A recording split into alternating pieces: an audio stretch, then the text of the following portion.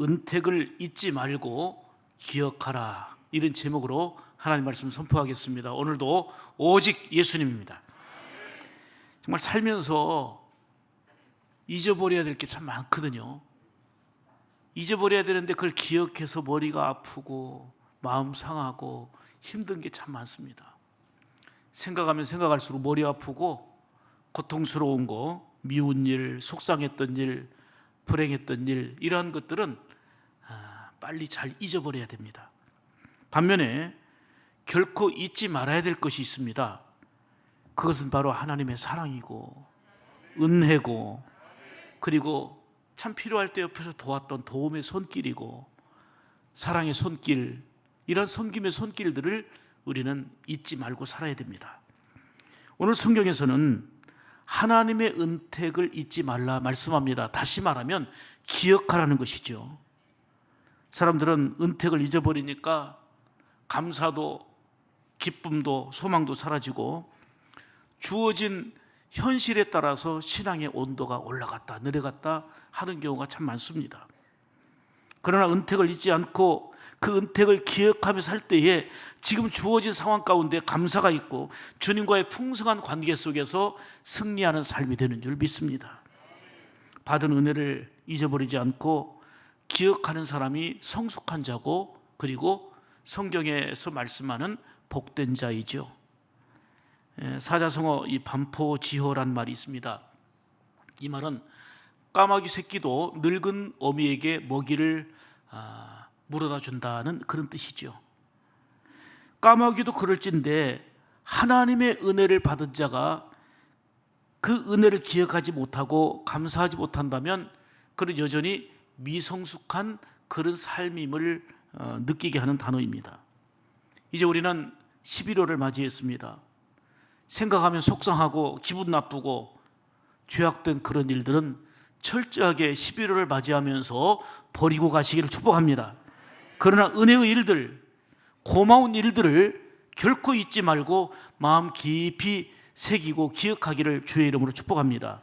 여러분, 사람은 이런 좋은 기억이 많을수록, 은혜의 기억이 많을수록 삶이 부드러워지고 풍성해집니다.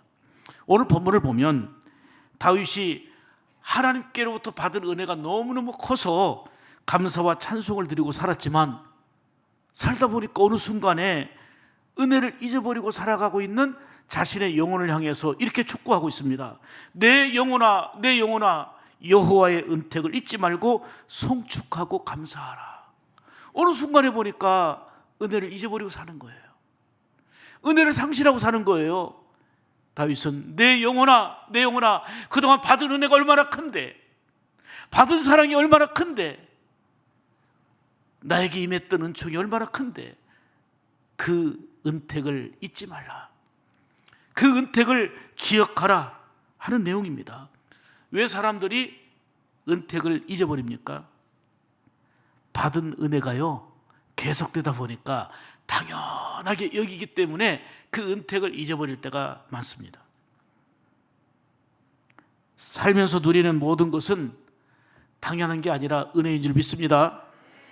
사실 부모님의 은혜만 생각해도, 부모님의 사랑만 생각해도 얼마나 고마운지 거기에 따른 반응을 보입니다. 이거를 효도한다고 그래요. 철들었구나 그래요. 부모님의 사랑과 은혜가 갑자기 더해진 게 아니고 내가 기억되어지고 내가 다시 한번 새록새록 생각날 때 너무 고맙고 감사한 거 아니겠습니까? 모든 관계 안에서 좋은 일, 은혜의 일들을 잊지 않고 기억하면 그 관계는 더 복되어지고 풍성해지게 되는 것이죠. 하나님 아버지와의 관계도 마찬가지입니다. 지금까지 살아온 모든 것이 은혜임을 기억하고 그 은혜에 대한 반응을 보이는 건강한 신앙의 삶이 저와 여러분이기를 원합니다. 오늘도 하나님께서는 본문을 통해서 은택을 잊지 말라, 은택을 기억하라 말씀하시면서 세 가지로 생명의 말씀을 주십니다. 첫째로 한번 따라서 합시다. 은택을 잊지 말라. 다시 말하면 기억하라는 거예요. 기억하라는 거예요. 내가 그 은택을 잊지 말고 기억해야 될 게 무언가를 한번 생각해 보면 좋겠습니다. 2절 보시죠. 천천히 시작. 내 영혼아 여호와를 송축하며 그의 모든 은택을 잊지 말지어다. 아멘. 하나님의 은혜, 하나님의 은택을 잊지 마시기 바랍니다. 아니, 기억하시기를 축복합니다. 여러분, 은택이 뭡니까? 은택, 은혜로 택해 주셨다는 거예요. 우리를 은혜로 부르시고 은혜로 선택하셨다는 얘기예요. 우리가 잘나고 똑똑해서가 아니라 오직 은혜로 선택해 주시고 사랑을 주시고 거기에다가 사명까지 주셨으니 얼마나 감사한 일입니까? 에베소서 1장 4절에 이리 말씀합니다. 창세 전에 그리스도 안에서 우리를 택하사 그랬죠. 요한복음 15장 1절에 보면 너희가 나를 택한 것이 아니요 내가 너희를 택하여 세웠나니. 아멘. 여러분, 건물을 짓기 전에 하는 일이 있습니다. 그게 뭐죠? 예? 건물이 짓기 전에 설계도가 나와야 돼요. 설계도를 그리고 설계도에 의한 투시도가 나옵니다. 우리 교회도 마찬가지예요. 이 예배당이 지어지기 전에 그냥 아주 아무것도 없을 때에 설계도가 있었고 설계도를 바탕으로 한 투시도가 나왔습니다. 그래서 건물은 없지만 1층에는 뭐가, 2층에는 뭐가, 색깔은, 모양은 전부 다 이 설계도 안에 다 들어있어요. 설계도대로 이 성전이 완성된 것입니다. 이처럼 하나님께서는 우리를 창세전에 선택하시고 하나님의 존귀한 자녀로 삼아주셨다. 이 사실을 생각만 해도 정말 감동이고 감사하지 않을 수 없는 것입니다. 기가 막힌 은혜잖아요. 그래서 이 은혜를 생각하면 생각할수록 그저 감사 또 감사입니다. 그래서 다윗은 자신의 영혼을 향해서 이렇게 선포합니다. 내가 살면서 은혜를 잊어버리고 살았는데, 하나님의 그 은택을 잊어버리고 살았는데, 아니다, 내가 아무리 분주한 삶을 살아도 이러면 안 되지. 하나님의 은택을 잊지 말자. 하나님의 은택을 기억하고 살자. 다윗과 같은 결단과 선포가 오늘 우리의 결단이 되고 우리의 선포가 되기를 원합니다. 우리는 지금 이태원 참사로 너무나도 소중한 156명을 잃었고 또 많은 부상자로 인하여서 이루 말할 수 없는 참담함과 마음이 무겁고 슬픈 상황입니다. 노예 임원 해단식 때문에 이번에 서울 갔는데 서울시청 부근에 보니까 이태원 참사로 인한 분향소, 또 이쪽에는 코로나 사망자 분향소, 이쪽은 백신을 맞았는데 죽은 사람이 너무 많아가지고 백신 맞아 죽은 사람 분향소, 여기저기 다 분향소예요. 더더욱이 이태원 참사는 10대, 20대가 대부분 죽음을 당했는데 이 소중한 자녀들을 낳기까지 부모는 얼마나 수고를 했고 이들을 지금까지 양육하며 얼마나 많은 희생과 섬김이 있어 왔겠습니까? 그런데 이 귀한 자녀들을 잃어버렸으니 얼마나 가슴 아프고 슬프고 또 괴로운 일입니까? 정말 귀한 가족들에게 주님의 위로와 놀라운 소망으로 함께 하기를 간절히 기도합니다.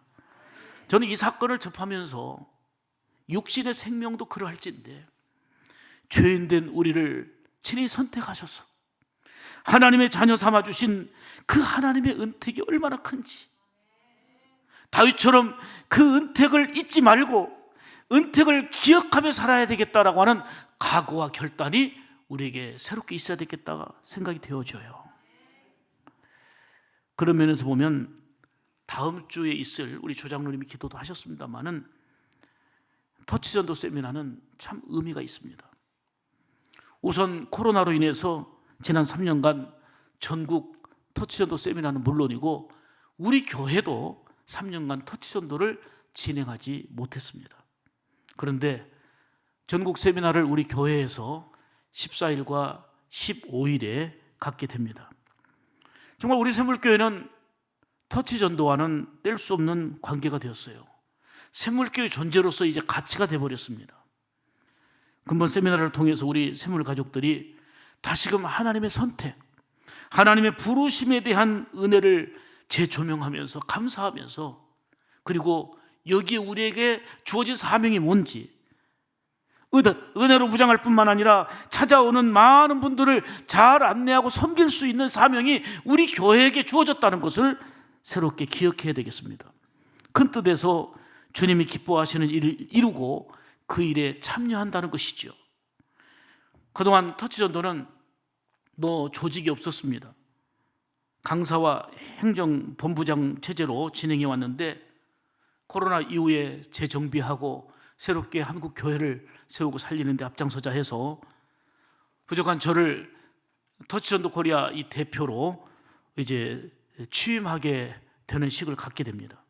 이제 본격적으로 터치전도는 우리 교회는 물론이고 한국 교회를 섬기는 데 있어서 여러분들이 중심에 있게 되었습니다. 거룩한 부담감이지만 전도하는 일이고 주님의 마음으로 영혼을 살리는 일이기 때문에 이 일에 앞장서서 참여하고 수고하는 샘물 가족들이 되기를 주님의 이름으로 축복합니다. 이 모든 일들은 이벤트나 행사가 아니라 다윗의 심정으로 하나님의 은택을 잊지 않고 기억하며 감사로 반응하는 건강한 반응이어야 합니다. 지금까지 살아온 모든 일들이 주의 은혜임을 실감하면서 놀라운 주의 은택을 잊지 않고 살아가기를 원합니다. 아니, 그 은택을 기억하며 사시기를 축복합니다. 여러분, 똑같은 상황 지금 형편에서요, 하나님의 은택만 기억해도 감사가, 그리고 마음 깊은 곳에서 위로가, 그리고 놀라운 평안으로 충만해지고 나아가 헌신과 충성으로 이어지는 삶이 될 줄로 믿습니다.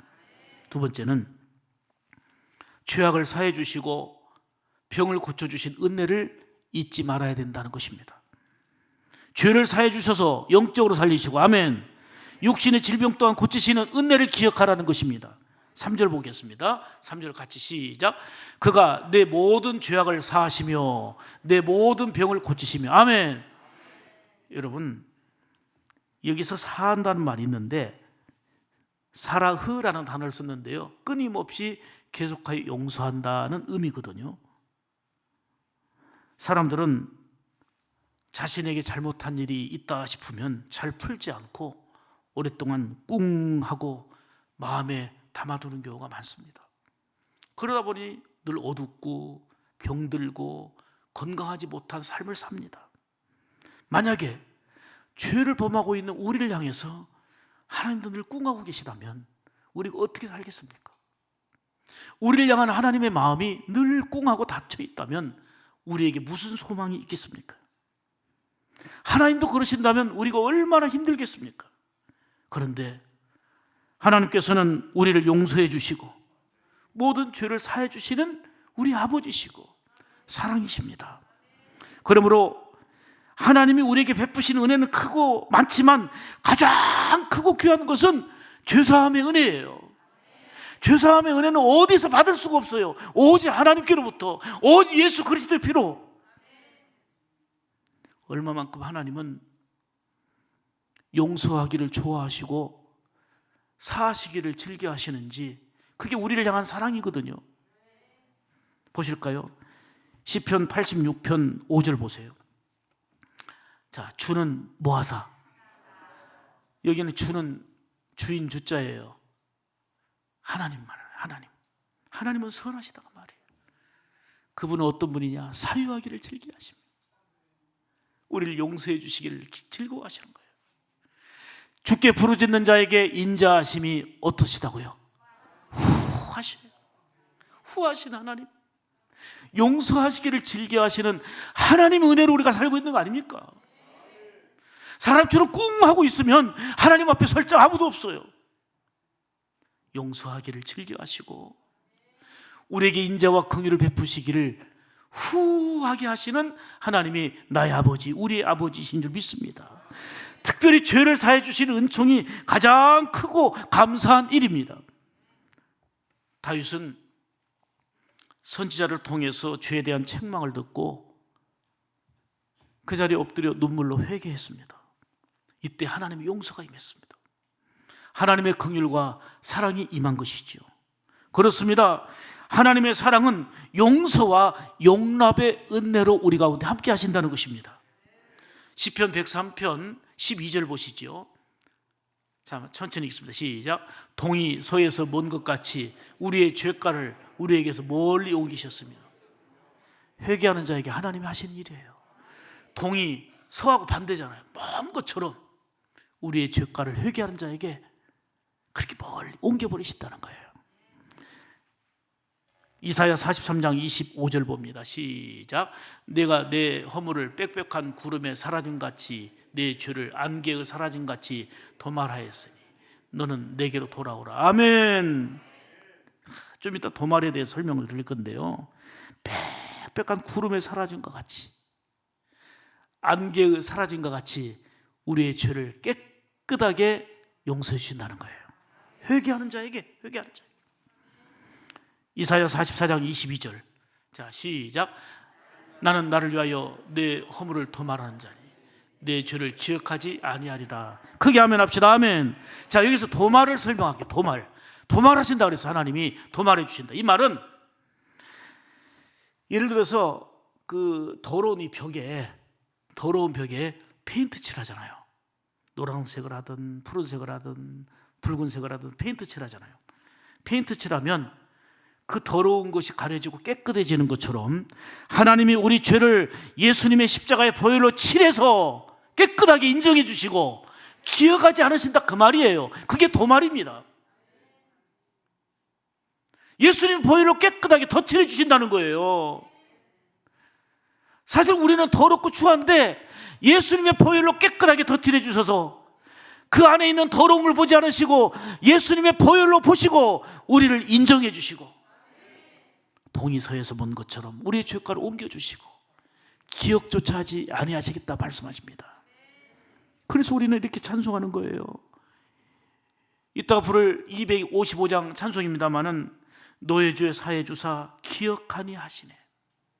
너의 죄 사해 주사 기억하지 아니하시네. 이게 은혜예요. 불쌍한 사람들아 오라 하시네. 너의 죄 사해 주사, 너의 죄 사해 주사 기억하지 아니하신다는 거예요. 우리가 이런 은혜로 사는 거예요. 사유하시기를 즐거워하시며 인자와 긍휼을 우리에게 베푸시는데 어떻게 베풀어 주셔요? 후하게 베풀어 주시는 그 하나님의 은혜. 근데 살다 보니 다윗처럼 그 은혜를 상실하고 살 때가 많단 말이에요. 그래서 자신을 돌아보며 내 영혼아 하나님의 은택을 잊지 말자. 하나님의 은혜를 잊지 말자. 하나님의 은혜를 다시 기억하자. 이런 다짐과 선포가 우리 안에 있어야 될 줄 믿습니다. 하나님은 이렇게 죄를 회개하면 깨끗하게 용서하시고 기억조차 하지 않으신다 그랬습니다. 예수님의 보혈로 더러운 모든 죄들을 깨끗하게 덮어주시고 씻어주십니다. 죄사함의 은총을 잊지 말아야 됩니다. 이를 기억하고 감사하며 살자 하는 것입니다. 인간의 모든 불행의 원인이 어디 있을까요? 인간의 불행의 원인은 죄에 있어요. 죄를 해결받고 그 불행에서 건진받아야 되는 거지요. 인생의 가장 큰 문제가 바로 죄를 해결받는 거 아니겠습니까? 근데 죄는 인간이 아무리 힘쓰고 노력하고 애써도 어떻게 해결할 방법이 없어요. 인간의 방법으로는. 우리가 죄를 해결받을 길은 오직 예수님밖에 없잖아요. 근데 그 은혜를 우리가 힘입은 거예요.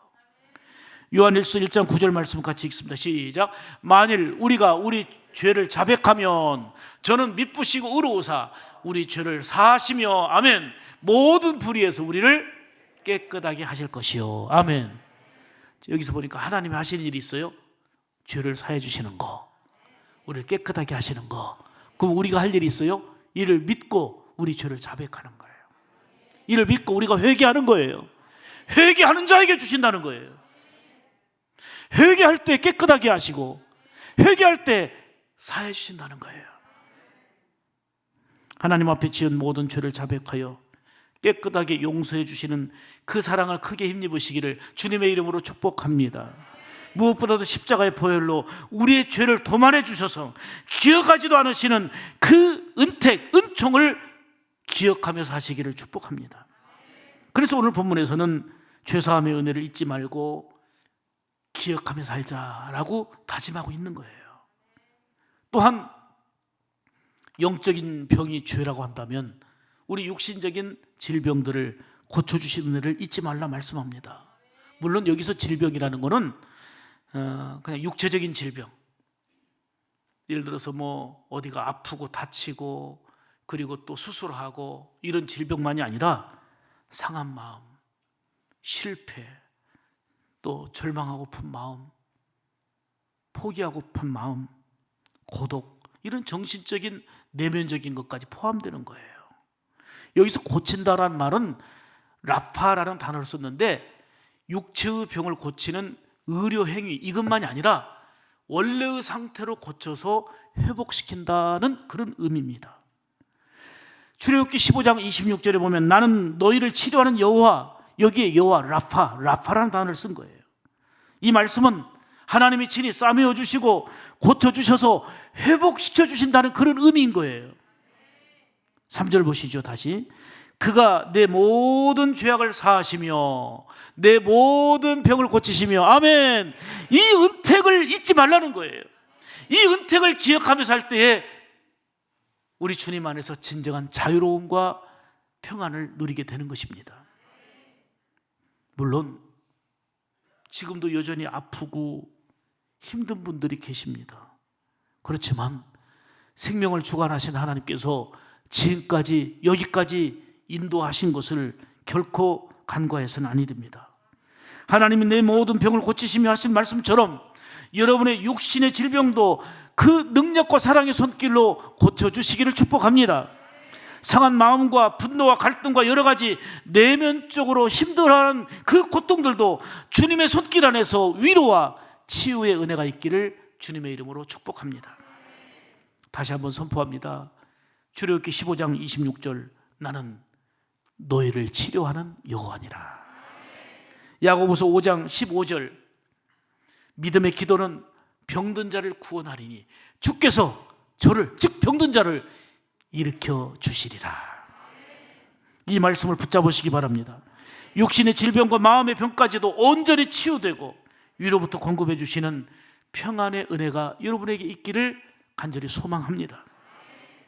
여러분, 정말 이 물, 좋은 물 마신다는 게 정말 필요해요. 좋은 물도 마시고 또 필요에 따라서 건강에 도움되는 좋은 약도 드셔야 됩니다. 하지만 근본적으로는 하나님이 만져주셔야 되는 거예요. 하나님이 고쳐주셔야 되는 거예요. 하나님이 회복시켜 주셔야 되는 거예요. 오늘 시간도 우리의 죄를 사해 주시고 영적인 문제를 해결해 주시고, 아멘. 질병에서도 육신적인 질병, 내면의 질병까지도 해결해 주시는, 치유해 주시는 하나님의 은택을 잊지 말고 기억하며 살아가시기를 주님의 이름으로 축복합니다. 세 번째는 파멸에서 속량해 주신 은혜와 좋은 것으로 소원을 만족하게 하시는 은혜를 잊지 말라 말씀합니다. 4절 보실까요? 내 생명을 파멸해서 속량하시고 인자와 긍휼로 관을 씌우시며, 아멘. 이 파멸은 위험, 고통, 멸망, 이걸 의미합니다. 올 한 해 동안도 여러분 11월을 맞이하기까지 많은 일들이 있었죠. 생각만 해도 끔찍스러운 일들이 많이 있었고, 어떤 분은 그러시대요. 텔레비에서 뉴스로 보던 일이 내 일이고 우리 가정의 일일 줄은 정말 몰랐다는 거예요. 텔레비 뉴스로 남의 동네 이야기인 줄 알았는데 그게 우리 집 이야기였고 내가 겪고 있는 일일 줄이야. 정말 그래요. 좋은 일도 많았고 생각하기에 끔찍한 일도 많았고 많은 일들도 있었습니다. 그렇지만 그런 위험과 고통과 멸망의 상황 가운데서도 하나님은 함께 하셨고 건져주셨고 여기까지 인도하신 줄 믿습니다. 하나님이 하신 은혜의 일들을 기억하면서 어떤 일을 만나도 낙심하지 말고 도우시고 건지시는 하나님을 집중하여 바라보는 여러분들 되시기를 축복합니다. 오늘 본문을 보면 파멸에서 속량해 주셨다 그랬는데 이 속량이라는 단어를 좀 설명할게요. 속량은 노예를 돈으로 사서 자유를 준다, 이런 의미예요. 지금 우리는 노예제도가 익숙하지 않으니까. 그런데 당시에 그 노예제도가 상황했던 때가 있었잖아요.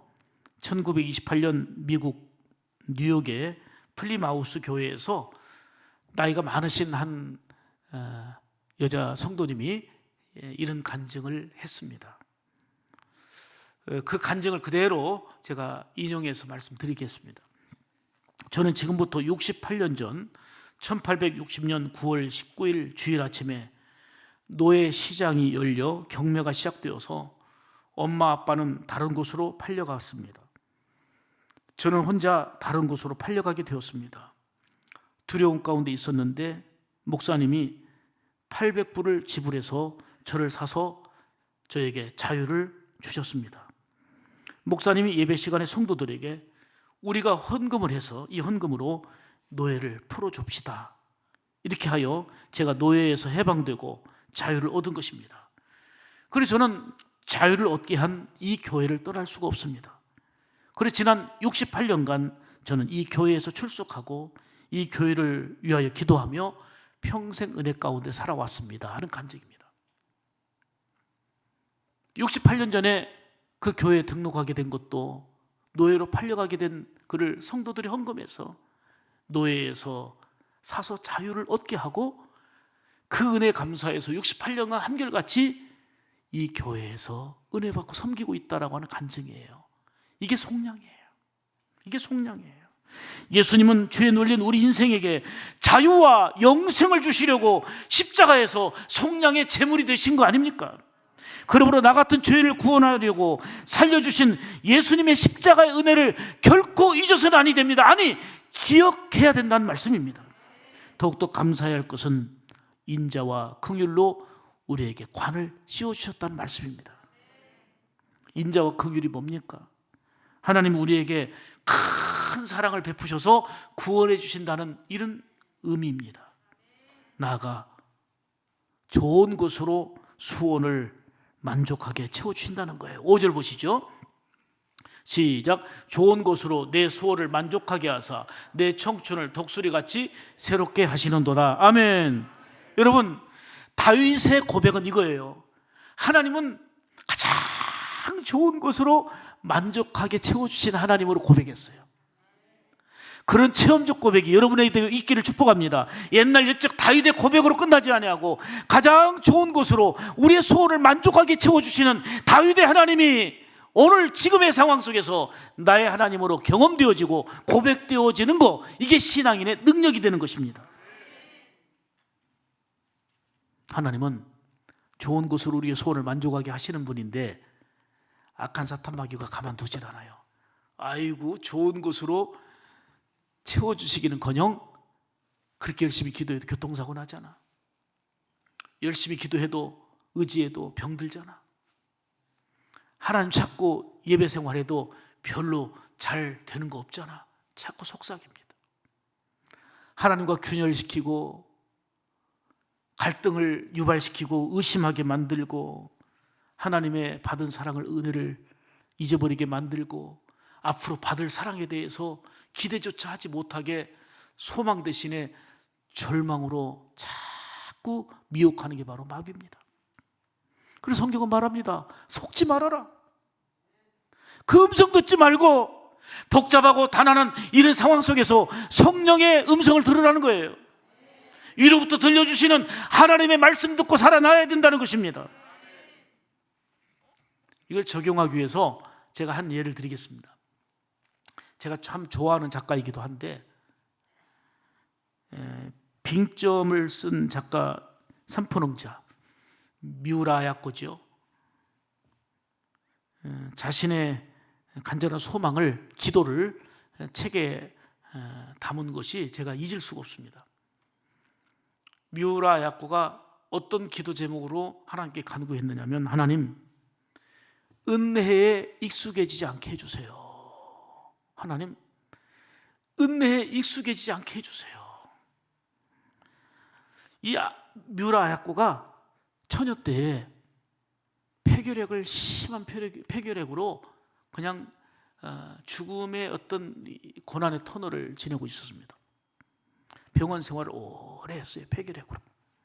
근데 미우라 야코의 남편이 된 미우라 미치요가 늘 병원에 찾아와서 위로해주고 격려해주고 무엇보다도 예수님을 전한 거예요.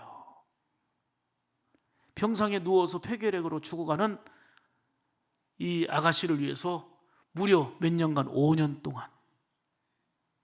동안 늘 찾아와서 위로해주고 격려해주고 함께하고 예수님을 전했단 말이에요. 그래서 너무 고마워서 너무 감사해서 결국은 이 자기를 늘 찾아와서 함께 해준 미우라 미치오와 결혼하게 됐어요. 하나님의 기적적인 은혜로 예수 믿게 되었고 또 폐결핵에서 건강도 회복됐고 결혼도 했고 아멘. 그런데 아프고 힘들 때 5년이나 찾아와서 위로해주고 함께한 결혼한 우리 남편이 얼마나 고마운지 생각만 해도 눈물이 난다는 거예요. 생각만 해도 너무 감사하고 그 5년의 고난의 터널을 지낼 때 늘 곁에 있어줬고 함께 해줬고 더더욱 예수 믿게 해서 하나님의 자녀가 되었으니 생각만 해도 눈물에 감사라는 거예요. 그런데 결혼한 지 수년이 지났어요. 미우라 야코는 어느 순간에 보니까 남편에 대한 고마움도 사라졌고 그 사랑에 익숙해져서 남편을 향하여 함부로 대하고 신경들도 내고 심지어는 남편을 미워하고 있는 자신을 발견한 거예요. 오늘 기도하던 중에 내가 하나님 앞에 큰 잘못을 하고 있구나 회개하며 기도했습니다. 그러면서 쓴 내용이 이거예요. 하나님, 은혜에 익숙해지지 않고 처음 사랑을 가지게 해 주옵소서. 그 사랑에 익숙하다 보니 받은 사랑이 익숙하다 보니 그 은혜에 익숙하다 보니 그때는 생각만 해도 눈물이 없고 감사했는데 익숙하게 여기다 보니까 이제는 미워지기까지 하더라는 거예요.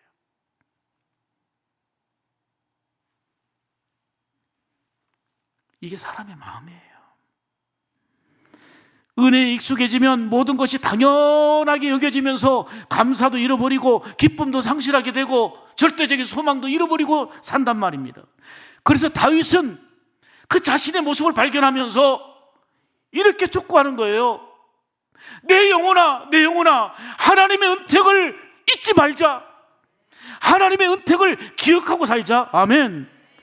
이 은택을 기억할 때에 따르는 반응이 있어요. 그게 감사예요. 은택을 아는 자가 감사하는 거예요. 은택을 기억하는 자가 감사하는 거예요. 성경에 보면 단어가 한 단어만 나와도 소중해요. 그렇죠? 그런데 많이 나온다는 것은 그만큼 강조지요. 성경에 감사라는 단어가 178번 나옵니다. 어떤 분들은 이렇게 보면 와, 그렇게 많이 강조되는구나 해야 되는데 목사님 그거 언제 셌대? 나도 오늘 기록 본 거예요. 그냥 178번 놀랄 때까지 계속. 그만큼 감사의 중요성을 강조하고 있는 거예요. 성경은 하나님의 은택을 잊지 말고 기억하며 감사하는 삶으로 나아가라는 것입니다. 여러분 잘 보세요. 감사와 불평은 똑같이 땅속에 묻혀 있어요. 감사도 묻혀 있고 불평도 묻혀 있는데 어떤 사람은 힘들지만 늘 감사라는 보화를 캐내요. 감사를 보화를 캐내요. 근데 어떤 사람은 힘써 애써서 꼭 불평이라는 돌을 캐내요. 원망이라는 돌을 캐내요. 지금 감사와 불평이 땅속에 많이 묻혀 있는데 어떤 사람은 힘써 노력하고 기도하고 애쓰면서 감사라는 보화를 캐낸단 말이에요. 그런데 어떤 사람은 어차피 수고하고 노력하면서 불망, 원망이라는 돌을 캐내고 있단 말이에요. 마치 금광에서 하루 종일 금을 캐는 사람이 있고 쓸모없는 돌멩이를 캐는 사람과 있는 것처럼 말입니다. 사랑하는 여러분, 날마다 감사라는 보화를 캐내는 여러분의 노력이 되고 여러분의 수고가 되고 여러분의 삶이 되기를 축복합니다. 그러기 위해서는 하나님의 은택을 잊지 말아야 되는 것입니다. 아니, 기억하고 살아야 되는 것입니다. 오늘 본문의 다윗처럼 하나님의 은택을 잊지 말고 기억하며 하나님의 이름을 송축하며 살기로 결단하며 사는 저와 여러분이 되기를 원합니다. 죄악을 사하시고 병을 고치신 은혜를 잊지 마십시다. 파멸에서 속량해 주신 은혜와 좋은 것으로 우리의 소원을 만족하게 하시는 하나님의 그 은혜를 잊지 마십시다. 하나님이 우리를 선택하여 누구도 할 수 없는 죄를 용서해 주시고 육신의 병과 내면의 병인 마음의 병을 고쳐주시고 영적인 파멸에서 구원해 주셔서 또한 우리의 소원을 만족하게 해주시는 그 하나님의 은혜를 기억하고 감사하며 그리고 다윗처럼 송축하며 살아가는 삶을 살기로 결단하고 선포하며 나가는 11월이 되기를 주님의 이름으로 축복합니다. 기도하겠습니다.